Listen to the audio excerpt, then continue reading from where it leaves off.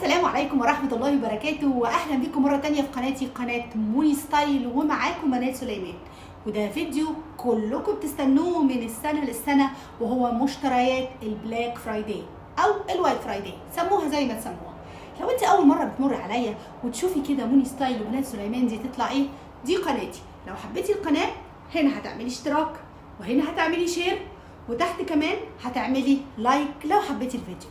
لو حبيتي القناه تشرفيني، ويلا بينا على فيديو النهارده لكل متابعين موني ستايل وكل اللي مستني مشتريات البلاك فرايداي. هنعمله على جزئين، والنهارده الجزء الاول هنتكلم عن العطور، والنهارده عطور الوايت فرايداي كان عليها حاجات حلوه كتير، وكان كمان فيها معرض مشرف اللي احنا اتحرمنا منه ايام الكورونا. يلا بينا على المشتريات، جاهزين؟ يلا بينا. النهارده هتكلم عن الحاجات توتال من معرض مشرف لحد الوايت فرايداي اللي خدتهم من سيفورا اونلاين. مهم يلا بينا على المشتريات الاول بتاعت معرض مشرف. واول حاجه كان في العطور العربيه اللي كانت عامله ضجه كبيره جدا في الكويت، وهو براند جديد اسمه قصه. براند قصه كنت جايبه منه البرفيوم اللي كان برضو البيست سيلر عندهم، وكان اسمه هيدسن. المره دي وكان حصريا بس في معرض مشرف نزلوا العرض ده عباره عن ازازتين. عاده قصه بتنزل العطر 200 مللي وبيبقى سعره 23 دينار، اما اللي نزلته المره دي حصريا على المعرض وفي عروض الوايت فرايداي كان عملت هيدسن وعملت امبريال، اثنين من البيست سيلر بتاعهم. لكن لما نزلت ده حصريا جابت العلبه دي عباره عن العطرين، وفي كل عطر كانت فيه اضافات، وشالوا حاجات وحطوا حاجات وقللوا من الكميه، خلوا الكميه 100 مللي وخلوا العطرين مع بعض ال 200 مللي على 23 دينار. فكان ده اول عطر عربي جبته من معرض مشرف وهو قصه. لو انت مش متابعاني لسه على الانستجرام فيه حاجات كتير حلوه، هحط لكم هنا الرابط بتاع الانستجرام ورابط الريل، هتلاقوا فيه كل حاجه بالتفاصيل اكتر كمان من اليوتيوب. لو انت لسه ما جربتيش قصه فاتك كتير. لو انت جوه الكويت او بره الكويت او ليكي قرايب في الكويت، اوعي تضيعي براند قصه. تعالوا نشوف العطر التاني. العطر التاني العربي، وبرضه انتوا اكيد عارفين ذوقي، وهو لورا من دار الطيب. دار الطيب من اجمل العطور موجوده في الكويت واشهرهم. ده كان قبل قصه، انا بدات لكم بقصه لانه يعتبر من البراندات الجديده في الكويت، يمكن بقاله سنه سنتين، هو وفن باي فن.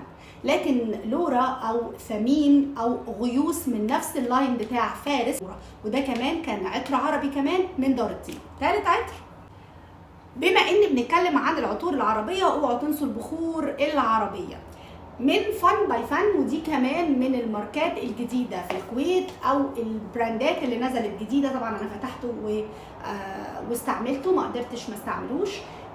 ماجستي ده عباره عن 200 مللي برضو، ودي اللعبه اللي بيلعبوها الشركات الجديده دلوقتي، ان هم بيعملوا عطر قوي جدا ويخلوه بيست سيلر عندهم ويخلوه 200 مللي ويعلوا السعر شويه. بيني وبينكم هو بيوفر كتير. العطر ال 200 مللي بيبقى للجسم وللشعر وللملابس ومع البخور وكل حاجه. من افضل العطور في فن باي فن كان المره دي والسنه دي هو ماجستي، لانه كان البديل للعود اللي موجود في دار الطيب اللي بيبيعوه ب 35 دينار. اما ماجستي كان عطر من العطور العود العربيه القويه اللي انصحك بيها. برضو لو انت بتحبي العطور القويه زي موني، هنصحك بماجستي، عطر 200 مللي سعره 20 دينار، مقابل عود اللي موجود في دار الطيب سعره 35 دينار، بنفس القوه بنفس الريحه، وفي كمان هنت كده فرنسي خفيف على بعيد، لكن العود بتاعه فواح ثابت، انصحك بيه، سعره 20 دينار. لا تتصوروا، اولا معلهوش عرض، ده سعره في كل الاوقات فن، هتلاقوه عندكم في الافينيوس، وموجود له فروع كتير في 360 وفي الجيت مول. خشوا على الثلاث عطور، ماجستي ونوبل، وفي واحد ثالث انا بالامانه مش فاكره اسمه، لو افتكرت اسمه هكتب لكم هنا. البراند ده ايطالي. متخيلين ان عطر ايطالي بيكون فيه عود عربي؟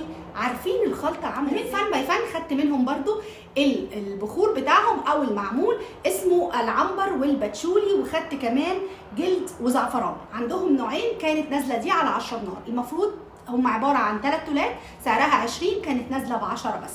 دي كمان كانت من مشتريات الجمعه البيضاء. اما العطور العربيه اللي كمان حبيتها جدا واللي كانت نازله عليها عرض حلو جدا في المعرض كانت نازله على 7 دينار ونص. هي اصلا سعر العطور دي 15 دينار. كانوا منزلين على العطور دي 50%. نازل برضو، شايفين انا مخلصه قد ايه. ما قدرتش اصبر، من اول يوم جبته فتحته على طول لانه فيه بخور. برضو دي من العطور العربيه او الماركه دي او البراند ده، ومش موجود فيه منه محلات، موجود بس داخل بوتيكات. بتخشي على بوتيكات وتقدري تطلبي منه. اعتقد بوتيكات بيوصل كل الدول. لو بس دلوقتي ما عليهاش عرض، دلوقتي سعرها الاصلي 15 دينار. اللي حبيته كان ذا وان، مش اللي حبيته بصراحه، ده اللي كان عليه العرض، بس ريحته كان حلوه وبخور خفيف قوي، ينفع في الصيف وينفع في الشتاء. حبيته جدا مع البخور، خفيف وحلو قوي. اما بقى العطر ده جمال كوليكشن.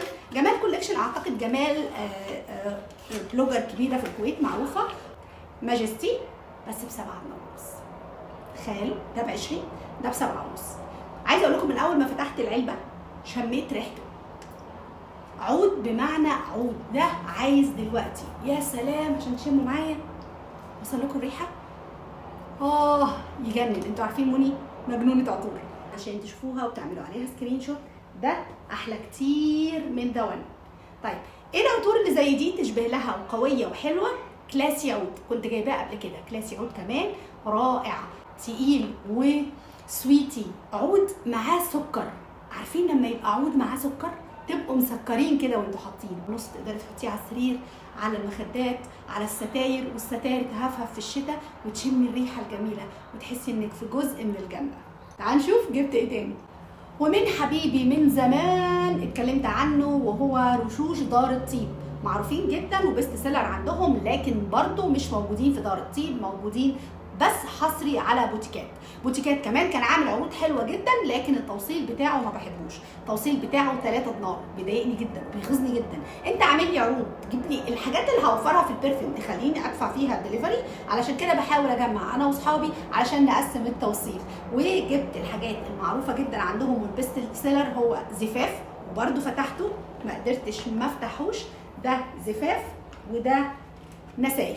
نسايب المفروض على عود، وزفاف على بخور ومسك. ده مسك وبخور، وده عود قوي جدا. ايه يا منى كل ده عود هتجيبيه؟ ايوه، ما انا ما بجيبش غير مره في السنه، هي بس في الوقت ده وفي الوايت فرايداي. بعد كده من شهر 11 لشهر 11 حاجات بتوصل لنص نص نص. النص التاني بيشاركني فيه اختي الغاليه، والنص اللي بعد كده ببدا اجيب كل سنه وبفتح حصاله. شهر 11 ابدا من شهر 11 لحد شهر 11 كل يوم احط دينار دينارين. هم غيروا شكل النسايب، كان الاول شكلها غير. هحاول احط لكم الصوره. بصوا حتى اللون ده غير اللون ده، شايفين؟ ده خفيف عشان بخور ومسك، وده على عود. شكل الازازه يجنن، بس تقيله للامانه قوي. الثانيه كانت بلاستيك وكانت اخف كتير. هنحط برضو عشان تشموا الريحه. الاصدار القديم كان اقوى شويه من ده. انا لما استعملت دي كان فوحان وثباته مش زي القديم. ودايما يقولوا القديمه تحلى، وفعلا حتى في العطور لما بيعملوا اصدارات جديده للامانه ما بتبقاش حلوه زي الاصدارات القديمه. ثباتهم هفضل احبهم لحد ما يخلوه هوا خالص. ثباتهم مش قوي، بضطر احط منهم مره واثنين في اليوم، لكن زمان كنت بحط مره واحده وكان بيثبت لحد 24 ساعه. دلوقتي ثباتهم قل، لكن بحب ريحتهم وهفضل احبهم. من دار الطيب على بوتيكات كنت جايبه الواحده ب 12 دينار، كان سعرها 15 من غير عرض، وبالعرض 12، ما بتنزلش عن كده. ومن دار الطيب ومن بوتيكات كان حصري برضو المعمول بتاعهم ده. شايفين شكل الباكج عامل ازاي؟ شايفين المعمول، شايفين الباكج، بصوا الجمال، بصوا الحلاوه، شايفين الشكل ده. معمول دار الطيب وبرضو حصري اسمه انفاسك، معمول انفاسك من دار الطيب. ريحته حلوه، لسه ما حطيتوش على البخور. شايفين شكل الجمال، شايفين شكل الباكج عامل ازاي. ده كان سعره نازل ب9 ل7 8 حاجه كده. برضو ده موجود، هتلاقوه في دار الطيب داخل بوتيكات، لانه مش هتلاقوه في المحلات. ودي كانت العطور العربيه معانا النهارده في فيديو النهارده، ولسه الفيديو ما خلصش ولسه الفيديو مكمل. لو لسه بتحبي العطور تعالي معايا شوفي العطور الفرنسيه النسائيه، وبعدين الرجالي. لو انت لسه بتحبي هدايا وعايزه هدايا سواء رجالي او حريمي خليكم معايا. اما العطور العطور الفرنسيه ما كانتش كتير، وهم حبايبي من زمان. لافي ابيل من العطور اللي انا بحبها جدا، وكنت بستنى لانكم في المعرض من المعرض للمعرض عشان اشتري.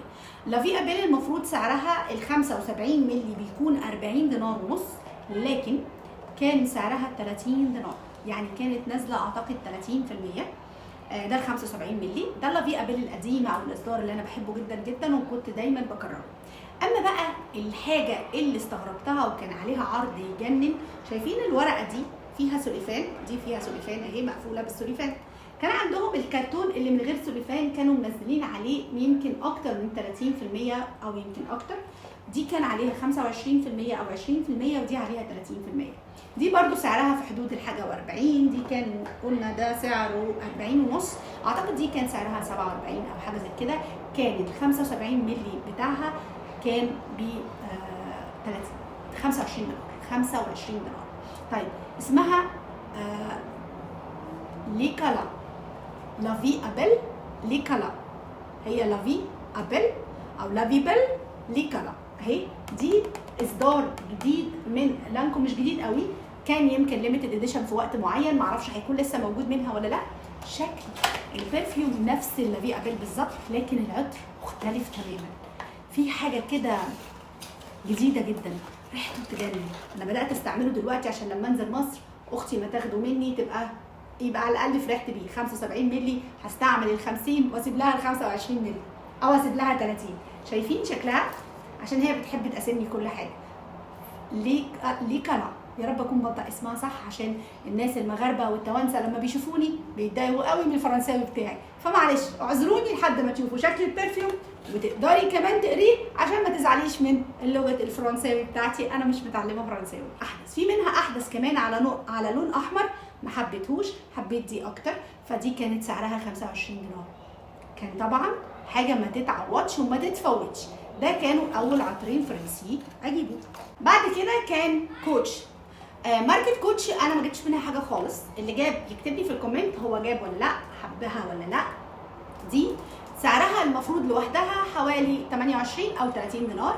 كانوا عاملين ست فيه 3 الوان، في اللون البينك والابيض والاحمر، 3 مع بعض اعتقد كده، وكان عامل ال3 مع بعض ب 30 دينار. طبعا انا ما كنتش عايزه ال3، انا قلت عايزه واحده بس اجيبها هديه من الهدايا. كانت انا معايا صاحبتي ومعايا اخت جوزي، اخدنا الست كامل ال3، وكل واحده اختارت واحده وانا اخدتها، فعملت على 10 دينار بدل 30 دينار. فدي بيرفيوم دو بيرفيوم. اما العطرين دول كنت اخداهم من سيفورا، شايفين مفتوحين ازاي، ما قدرتش استحمل. العطر ده بكرره للمره الثانيه. اما جيفنشي كان اول مره اجيبه، بس كان اودو تواليت، ده اودو برفيوم، ده ماركه الي صعب، جيرل اوف ناو او الي صعب، له اكتر من 4 اصدارات. الاصدار ده كنت جايبه منه قبل كده شاين، شكل الازازه اهي، دي 50 مللي، كانت بحاجه و20، المفروض سعرها 35. حبيت ريحتها قوي، رائعه، انثويه، سكسي بس صيفيه، فدي هتتشال للصيف علشان انزل بيها الاجازه، لاني كان عندي الاجازه اللي فاتت برضو من الي صعب حاجه اسمها شاين، ودي اللي مش مكتوب عليها غير بس جيرل اوف ناو، اللي هو الاصدار اللي لونه تريكواز، التاني لونه ذهبي اللي هو اسمه شاين. الاثنين احلى اصدارات الي صعب. الي صعب ده شخص اعتقد تونسي او جزائري مش عارفه، بس عامل براند يستاهل عليه بوسه. اما الثانيه جيفنشي انا استعملت منها نوع او 2، او مودموزيل، والنوع الثاني كان اسمه انجيل. هحاول احط لكم انواعهم اللي انا استعملتها، دي انجيل ودي مودموزيل. دي ثالث نوع استعمله بالنسبه لي جديد في جيفنشي، وده برضه من الاصدارات الجديده.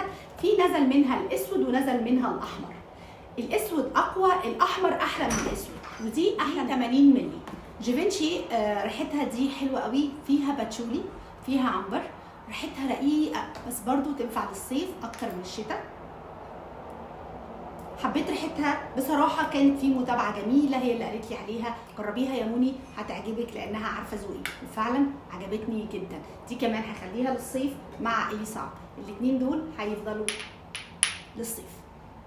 ودول كنت جايباهم من سيفورا اونلاين، انا واصحابي برضو جمعنا، لان سيفورا الدليفري بتاعها 5 دينار، متخيلين؟ واخر حاجه جبت من فيكتوريا سيكريت، كانوا عاملين عروض حلوه على سيتس 1 جيت 1. كان السيتس بحاجه و20، تقدري تاخدي انت وصاحبتك. فخدت السيتس ده، اكيد انتوا عارفينه، اللي لونه اسود، حبيته جدا. ده فيه برضو على عود، بس عود فرنسي. فدي كمان هخليها للصيف، يبقى هي والي صعب وجافينشي هنزل بيهم اجازتي في مصر، واكيد هتتابعوني وهتشوفوا ريفيوهات بعد ما استعملها.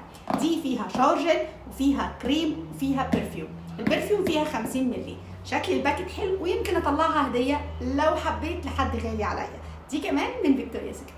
ودلوقتي هنروح على العطور الرجالي. لو انت حابه تستمري معايا ما تنسيش تعملي لايك دايما لو حبيتي الفيديو واستفدتي منه. اوعي تنسي تعملي لايك في الفيديو لو حبيتيه، واوعي كمان تنسي تعملي شير لاصحابك علشان يستمتعوا اكتر ويعرفوا عطور اكتر، يقدروا يجيبوها هدايا او يستعملوها لو انت عروسه او لو لسه مخطوبه. تعالي يلا اوريكي عطور رجاليه في السريع علشان الرجالي ما تزعلش. الرجالي بصراحه نصيبهم معايا المره دي ما كانش كتير قوي لاولادي، عندي الولدين وزوجي، لانهم الولاد بيستعملوا اكتر العطور اكتر من زوجي، لان زوجي عنده شويه حساسيه، فالولاد بصراحه بيستعملوا اكتر. اول حاجه جبتها بصراحه لجوزي وهي باكو رابان 1 مليون، من اجمل العطور الرجاليه اللي بنصح اي راجل دلوقتي بيتفرج معايا على الفيديو. 1 مليون من اجمل العطور السكسي جدا بالنسبه للسيدات. يعني انت لو حطيتها هتلاقي مراتك كل شويه تقول لك ايه الريحه الحلوه دي، ايه اليوم الحلو ده. وعلى فكره انا بحط منها لانها فيها شويه هنت عربي، بحبها جدا، ثابته جدا، فواحه جدا، وسعرها كمان معقول.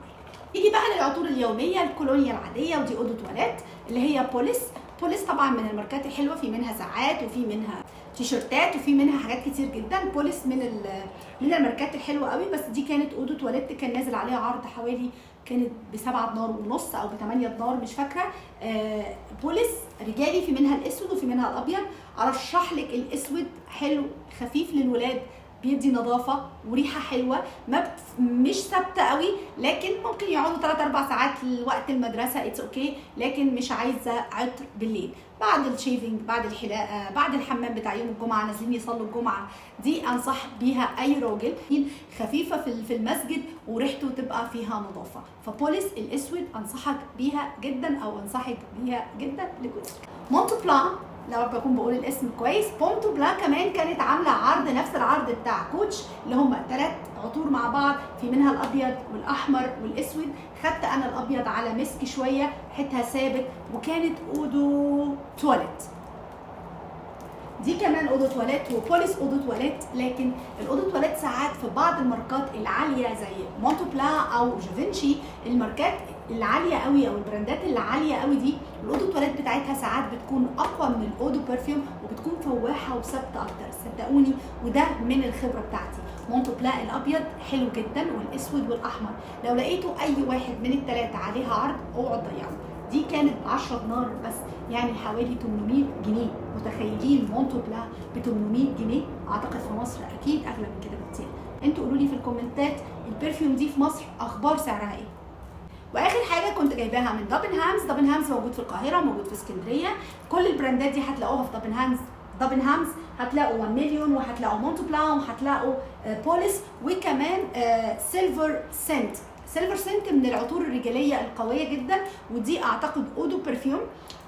دي حلوه قوي وثابته قوي وقويه. دي كانت نازله على 5 دينار ونص، 5 في 80 جنيه يعني ب 320 جنيه. 320 برفان قوي زي ده، و100 مللي، واودو برفيوم مش اودو تواليت للرجال. دول بس كان برفان الرجالي اللي حاولت اراضي بيهم جوزي واولادي، عشان الجيش اللي هنا في البيت ما يذبحنيش بعد كل العطور النسائيه اللي جبتها. وده كان فيديو النهارده. استني الجزء الثاني من الشنط، الشوز، الميك اب، السكين كير، وكمان بيت الصابون اللبناني هيكون في الجزء الثاني. استنيه وخليكي معايا يومين بس وهيكون الجزء الثاني وصل لك. ما تنسيش كمان تروحي على الانستجرام تعملي لي هناك فولو، هتلاقيني هناك على طول يوميا بعمل ستوري. وما تنسيش تعملي لي هنا كمان اشتراك عشان احبك ونزود عيلتنا، وكمان تعملي لايك لو حبيتي الفيديو. بحبك قوي واشوفك دايما على خير. باي باي.